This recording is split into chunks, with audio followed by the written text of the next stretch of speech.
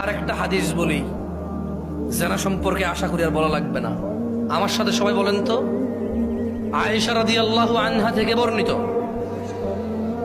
সবাই বলেন। তিনি বলেন, আল্লাহ রাসূল সাল্লাল্লাহু আলাইহি ওয়াসাল্লাম বলেছেন, ইয়া উম্মাতা মুহাম্মদ, হে উম্মতে মুহাম্মাদি, মা আহাদুন আগিয়ারা মিনাল্লাহ, তোমাদের মধ্যে কেউ, জোরে বলেন, তোমাদের মধ্যে কেউ আল্লাহর চাইতে অধিক মর্যাদাবান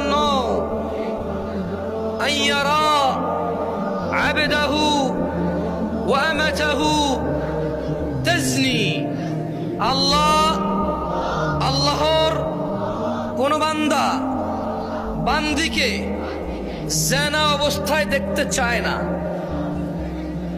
কেন? আল্লাহ মর্যাদাবান তাই।